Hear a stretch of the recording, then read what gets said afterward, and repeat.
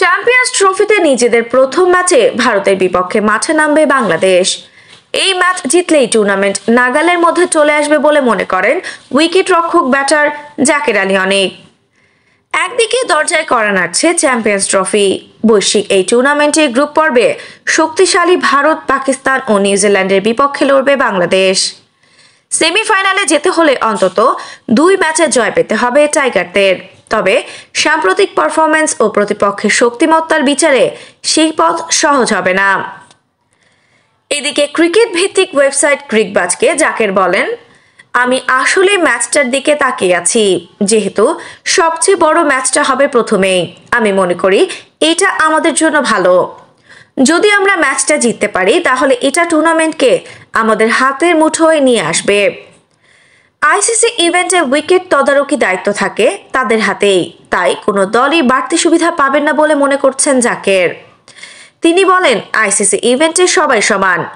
সত্যি কথা বলতে যদি চাপের কথা বলেন, দ্বিপক্ষীয় সিরিজ ও আইসিসি ইভেন্টগুলো একেবারেই আলাদা ব্যাপার। তাই আমাদের একটি দল হিসেবে নিজেদের সামর্থ্য অনুযায়ী সেরা পারফর্ম করার চেষ্টা করতে হবে। উল্লেখ্য, চ্যাম্পিয়ন্স ট্রফির 9ম আসর 20 ফেব্রুয়ারি ভারতের বিপক্ষে ম্যাচ দিয়ে শুরু করবে বাংলাদেশ। এরপর আগামী 24 ফেব্রুয়ারি নিউজিল্যান্ড এবং 27 ফেব্রুয়ারি স্বাগতিক পাকিস্তানের বিপক্ষে ম্যাচ দিয়ে গ্রুপ পর্ব শেষ করবে লাল সবুজের প্রতিনিধিরা।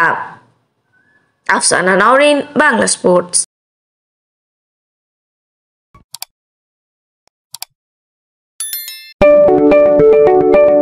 আপনি কি ফটোগ্রাফার খুঁজছেন? আমাদের আছে এক ঝাঁক অভিজ্ঞ ফটোগ্রাফার।